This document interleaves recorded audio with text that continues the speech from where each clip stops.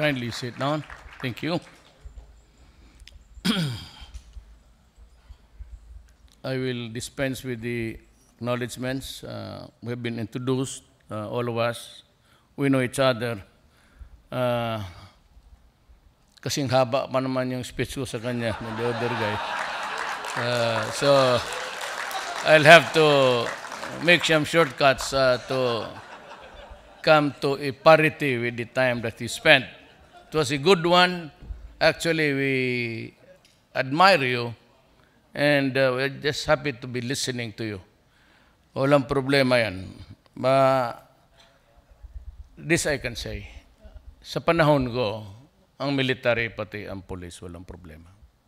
I've been guaranteeing it day one sa pagka-presidente ko. That you'll have everything you need and lahat ng weapons na makayang bilhin ng ating republika, yung kaya lang. At para maitayo ninyo ang bansa ng ating bayan. You know, I'd like to congratulate the awardees to whom this moment properly belongs. We know your hardships. My mother was a teacher. And as a matter of fact, there was a time in my life, earlier, we were also tied to the ever-present 5-6. Ganon ang buhay ng maestra pati sundalo. Maniwala kayo. Totoo yan. Ang sweldo talaga kulang. That is why the first thing I did was to announce doble ang salary nila. Nauna sila. Because they are these guys, I hope it's there. It's shown in your, by December it would have been complete. It's reflected on your August salary already. And second, I am really inspired to just also take the podium to say to you all that I said I'm proud of my mother. My father was not really proud of me. Took me 7 years to finish high school, and he died when I was still in the stage where I was not sure of what to do in this life. I would wish that he would be here. Sana tatay ko pati si Obama. So that he would have heard also Mr. Siason doing his praising to me. Alam mo, sabi ko, I am not trying to offend anybody. It's just this republic works this way. But there was, I've been to every camp, military camp natin, all around the country. I'm on the last 3 visits, which I failed in the previous because of weather. But next is pupunta na naman ako sa mga police just to prime them up for their duties. Alam mo, inuna ko sila because these are the guys that we send to the mouths of hell, actually. And look at Mama Sapano. I grieve for them, but marami akong questions. It's either it's about too late in the day to raise it or it would be useless. Whichever I will decide, maybe in the course of my 6 years. Because I need to make everybody realize that along the way, there are lessons to be learned. Yung klase na yun. Now, I was attending the summit. I would like to apprise you of what I did. I did attend, but I purposely did not attend the bilateral talks between ASEAN countries and the ambassador of the President of the United States. Talagang in-skip ko yun. I attend all others. Yung kay Putin, may one-on-one ako. And the ASEAN and also the Chinese, I was there. Now, the reason is not I am anti-West.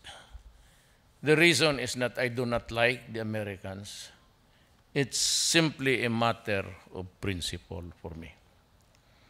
Alam mo, had I not been elected as President of this Republic, tingnan ko masyadong kawawa ang bayan. Just look at the horizon. And all the politicians there, I'm not saying that I am the best. It's a God's call yung presidente. Walang ano yan. It's destiny. Pero kung makita mo, and just thinking about it, sabi ko, didisgrasya tayo. Because when I was the mayor of Davao City, I was the favorite whipping boy of a certain lady.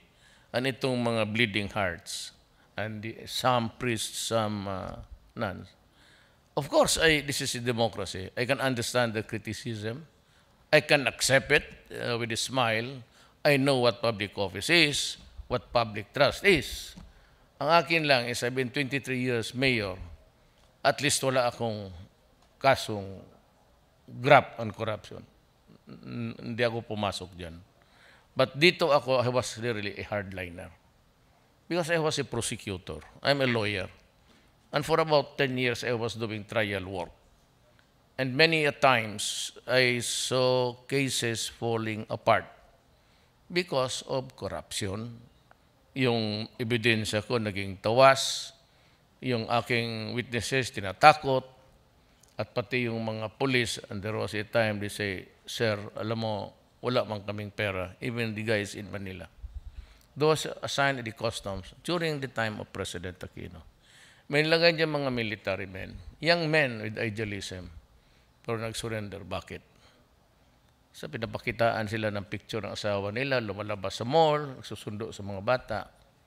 Sabi nila, Sir, wala man kaming pera na mailipat namin yung pamilya namin sa America or some other place.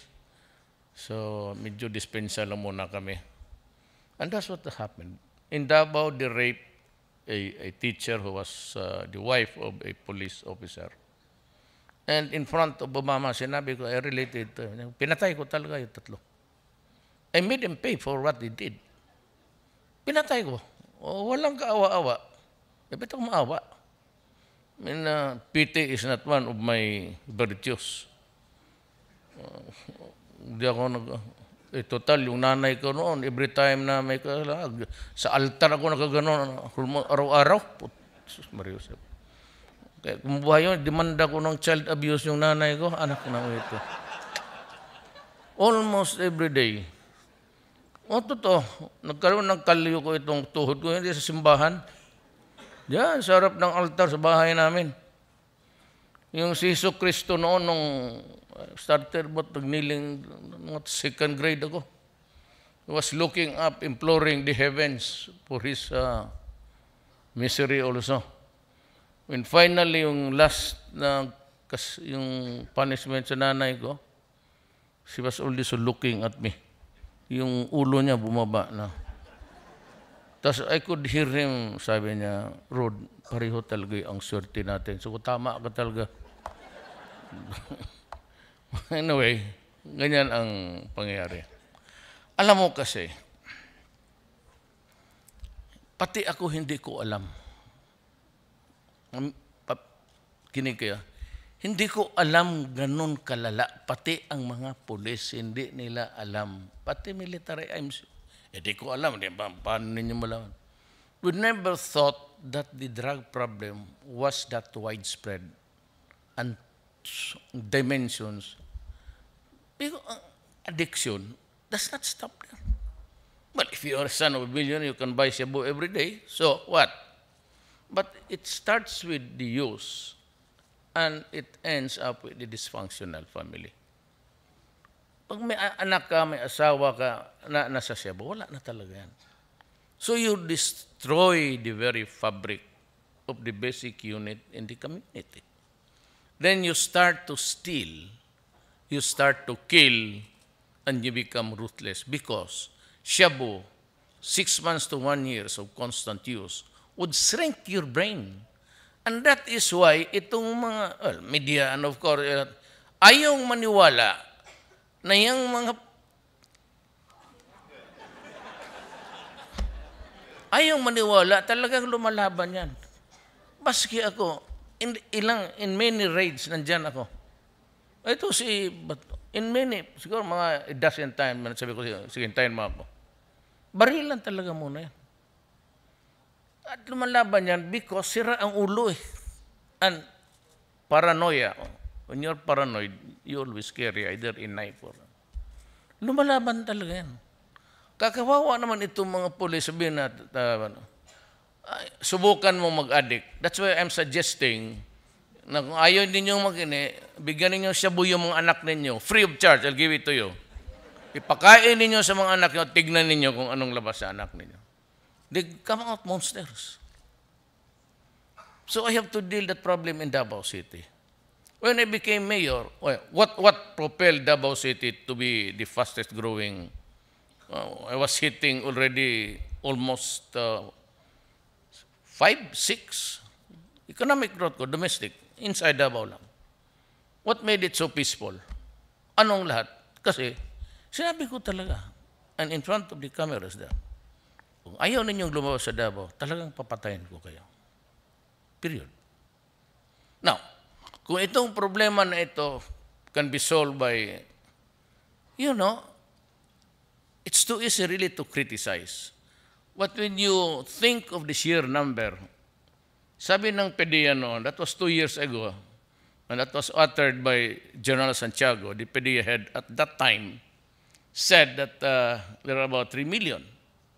Well, that was the figure of the other administration. Mine is that nung inipit ko na lahat, lumabas ang so I was awed, almost appalled and awed by the number. 700 yung nag-surrender na takot. How do we solve this problem? Alam mo, naging presidente ako dito ngayon, standing. I entered the government, the presidency, midstream. So this budget that I am operating now was made the previous year by the previous administration. Wala namang expectations, no, there was no projection at all, even a wish, na ang paglabas nitong lahat ng droga, thousands by thousands. There is absolutely no budget for that. I cannot steal, and Jokno will not give you anything else other than what is being operated on in accordance with the budget. So sabi na, why do you kill them? Why don't you just rehabilitate them? 700,000, where do I get the money? Saan na po magnakaw? Kunin ko yung lahat sa ng departamento. Then I would have derailed the program of Briones, Miljardia, pati si Lorenzana dito. Stay as you are, the budget that was given to you, as envisioned by the last administration, you're limited on that budget. So, but I go around a lot just to supervise. I did not declare a punitive police action, mind you, against drugs. I declared a war. Talagang gera. Kasi ko alam, kasi lahat ng mga pulis ko masasabit. That's what I had to make a guarantee to them and to the military, whom I called to join in because I have now declared the drug threat as a national security issue. Kasi pag hindi ko gawin, if I cannot interdict this problem now, nobody in the horizon can. Unless you guys magkokodita kayo and start a military junta there somewhere. Ganuna na talaga yan. Wala nang, there's no escape from the, just like, so wala talaga. Sino man? Sino kung alin doon kami apat, mamili ka kung sino raw, Mag-inom muna ako.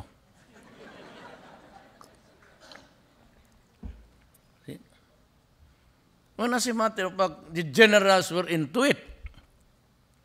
Anak ka na. So that's I told them before I was elected. Either you resign now or I will name you publicly. And I did, because they did not resign. Na yung iba, ay sabi ko, sige. But mind you, maraming patay na pulis dito, ha? Sabihin, puro civilian. At marami rin akong pulis na namamatay. Ang sundalo. Soldiers even in one drug dala sundalo. 4 na sundalo patay. So I had 2 pala. I had to go there. I had to fly to every town, every community to condole with the family and to show to the world. Now, do not with me. Because hindi ako nagbibiro dito.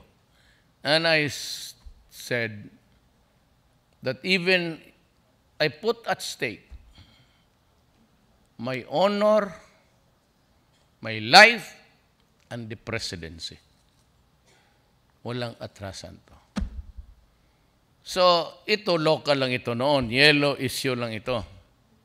Itong extrajudicial killing, sinakyan ng PR during the election time.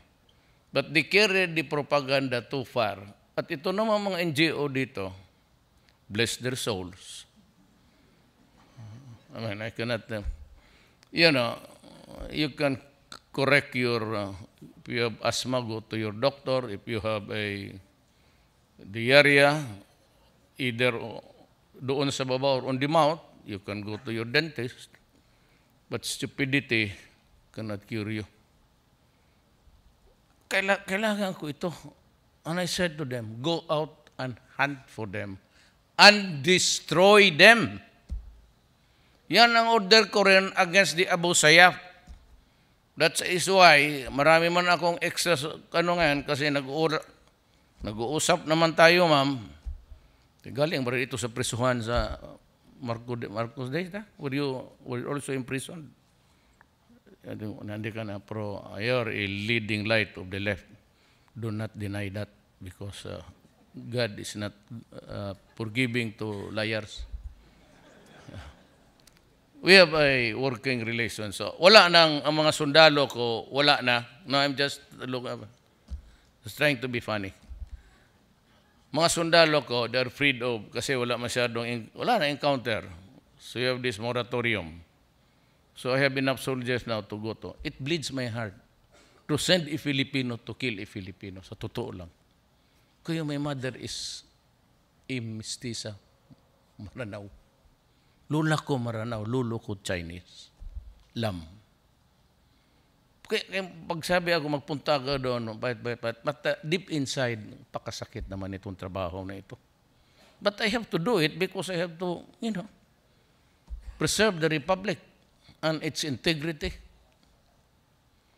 Pero itong mga, we are talking with the left, the MI is so accommodating, they even help us in apprehending drug violator. And for that, I should say, we must really go to federal and help the MI. One day, you'll have a legal entity of your own. I promise you that. Sinor seems to be equivocal, but I hope he comes out one day to talk to us. But they are so Abu Sayyaf pala na yan. It's out of control. Kaya sabi ko sa military pati police, go out and crush them and destroy them. Just like the drugs. Ngayon, it started with a rapporteur. It started with the ambassador. There was an election. He was asked for his comment regarding an incident which actually happened in Davao. Tapos, I was just narrating a fact. And itong media, alam mo kung how they spin and weave a tale. Tanong sila doon sa ambassador na babae sa Australia, nagtanong diyan kay Goldberg, and they uttered something na masama para sa kandidatura ko. So it was awfully wrong for them to state something during an election. Kaya ako nagalit. Huwag mo sa, okay may criteria, not during an election because it could affect the results. Doon ako nagalit. So I said something stupid. Totoo naman. Ano was that lady? I refused to talk to her. Kasi may kagaguhan ng... Then they started to hit me. Una yung rapporteur. The very same method that they used during my, mayor pa ako. Because look, if I'm still the mayor of Davao City, you can hit me. Actually, walang problema yan. But when I am, however small you look upon me, I am now and you just cannot, a president of a sovereign state, sabihin parang lecturean mo, pati si Obama, it would have been wrong for him to do that. Kaya binastos ko sila. Kaya ako, but itong media, men judge best when they condemn. Actually, yung putang ina, ang translation is, ang putang son of a bitch, son of a gun, if you cannot pronounce the slur. It was never a son of a whore. That is not, but they actually did it to make it more palatable to the outside community. And they say that popularity ko sa Europe mababa. Guys, I am not the president of the EU, Europe, or America, or China. I am the president of the Republic of the Philippines. I do not serve anybody else except you. If I lose my position along the way, fine. If I die, I'm assassinated, just fine also. But never I would maybe honor. I don't think I'd lose that. Ginagawa ko na para sa ito, bakit hindi ako kukunan ng honor? So, when I made it, but I came prepared. Nagkamali si Ban Ki-moon na katabi ko, isa ring nagsabi in public, you do not do it to a republic, the president. You communicate and say, President Duterte, just like before, there are these allegations against you when you were mayor, but it's being repeated now in the international arena. Could you please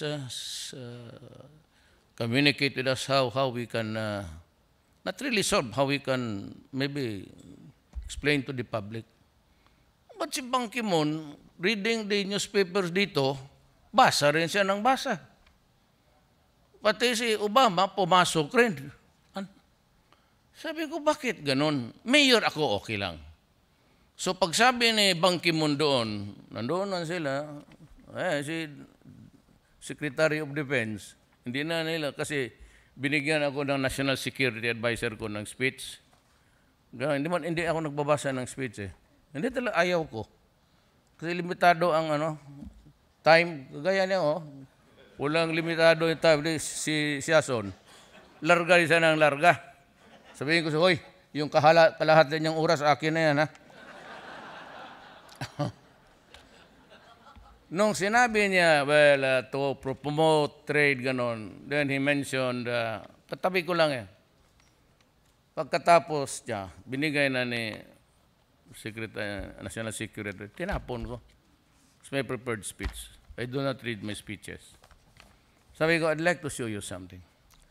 We kind of grieve over the human rights issue. When was the great philosophy of human rights? When was it first adopted? Or when did it evolve? Sabi ko, I'd like to show you something. Sabi ko sa kanya. These are the victims sa crater doon sa Hulo. May volcano. Doon nagtakbuhan ang Moro people when the Americans came.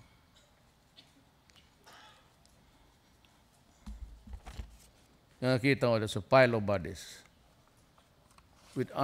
Tingnan mo mga sundalo sa tabi. Standing over the dead. Except for the religion, the Moros are our brothers of flesh and blood.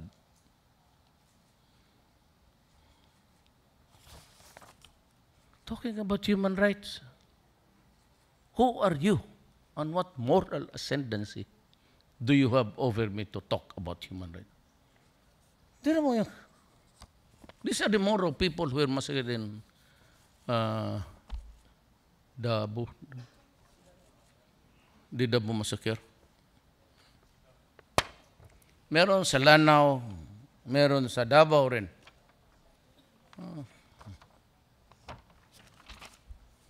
Kaya sabihin ko sa American, what now? Me? You just allege that I killed about police because I ordered the police to kill 1,000 criminals? What is it to the 6,000 Filipinos, men, women, and children, all in a common grave? Because you were here as imperialists. You wanted to colonize my country, and because you had a hard time pacifying the Moro people. Why? Because in 1521, when Magellan landed in Leyte, bringing with him his guns, his cannons, his muskets, and gunpowder, Mindanao was already thriving an Islam community by almost 100 years. Mindanao was part of the Sri Visayas Empire, including us, pero ang dato nandoon sa kanila. But those who richer and had settlements, and even sila Lapu-Lapu, they're actually Muslim.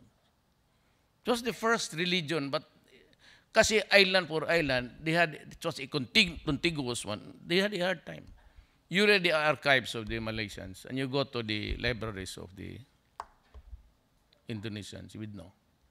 Just a little reading. Nauna kasi ang Islam doon.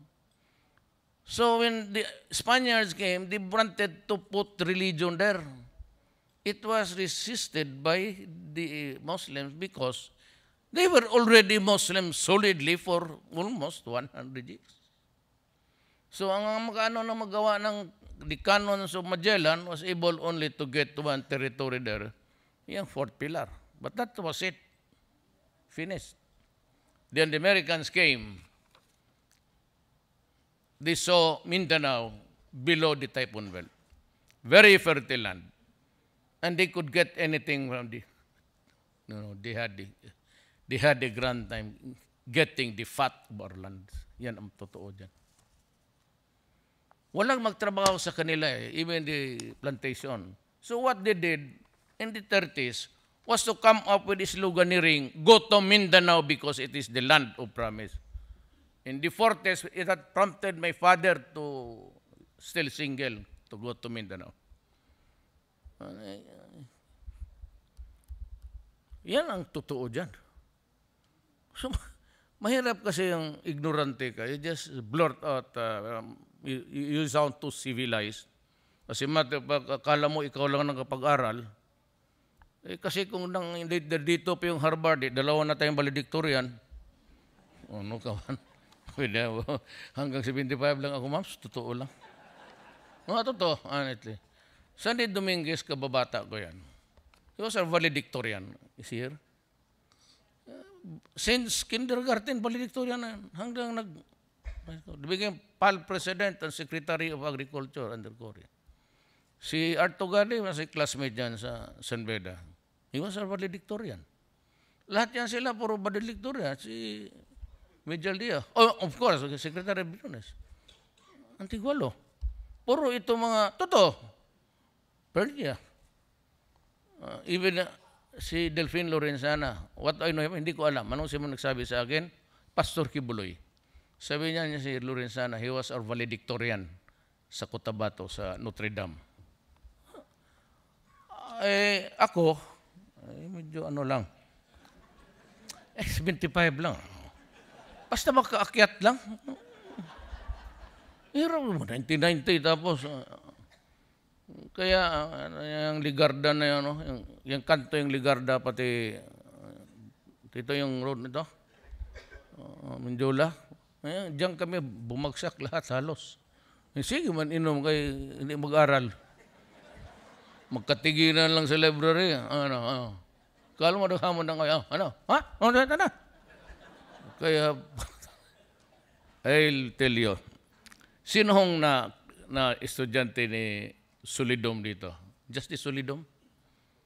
was handling remedial law and criminal law. One day, maganda to in remembrance to a learned man. May question siya. Ang ma-pronounce, Ilonggo yun Lente ng Ilonggo na nga. Hindi niya ba? Ano ko, Duterte, si Villaporte ng Camarines, tumindig rin. God damn it, are you standing up? Sir, I thought, sir, I heard my name, sir. Because you're always talking there at the back. Come here. Sit down here. Tindig ako. Tating po niya, upo na, stand up. You sit down. You recite. Tindig ako ng ganon. Hintay ako. Start talking, goddammit. Sir, there is no question yet, sir. Kasi tama ko. Nagalit siya. Gumagano na. Duterte, remember this. Do not scratch your head and scatter your dandruff in this room. Keep it on your head. It's only one that you have. God damn it.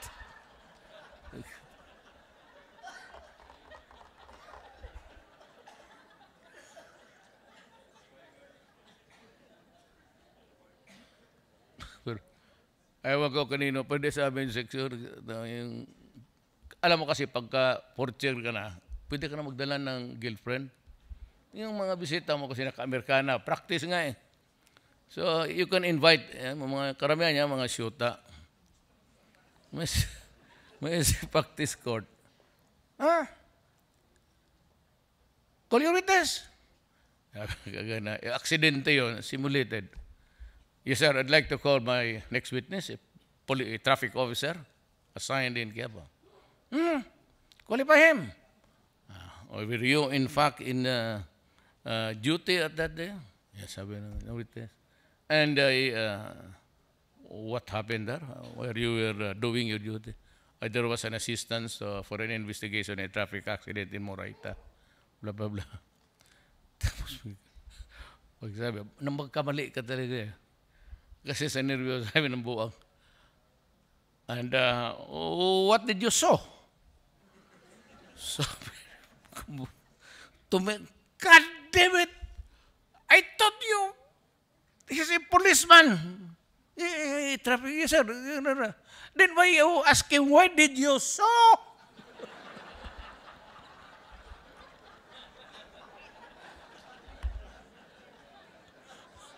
Tumindig talaga. Why are you asking me? Si carpenter, what is this? Ay, nako. Those were the days. But that's the divinity of life. I do not, to prolong your stay, it's quite a bit late. I'd like to, again, my warmest felicitations to the awardees. And of course, nireserve ko talaga. My deep respect to you, sir. George. And to Mr. Sobrepeña for remembering the services of your fellow men. Lalo na kaming we are just workers of government. I do not, pareho tayo, not address my officers or officials. You only say in public I say, we are workers of government. And we are paid to do our part. Kaya lang, a little bit of understanding. This campaign against the drug problem will not stop. It will not stop. Pinupusta ko na ang presidency ko dyan, pati buhay mo. Until the last addict is eliminated. For as long as it would take me 2 years, fine. Kung if they feel that they want to impeach me, go ahead. Be my guest. But for as long as I'm there, they will have my support. Itong drug campaign, ladies and gentlemen, I assume full responsibility. What the military will do and the police have done and will do in the future, they have my command, blessings, and nobody should go to prison for just working. Kaya kung may mademanda sila, turo na lang ninyo. It's the presidential order. You arrest Duterte if you want. And I'm ready to be arrested. Pumunta ka dito, pag hindi binaril kita, karami ko presidential guard, oh. May masinggan pa pala dyan sa loob. Anyway, I said, I will try to govern this country in parallel with development, economics, and all. For hindi ko bitawan, first I have said, if I stop now, I should have compromised the next generation. Maraming salamat po. Thank you.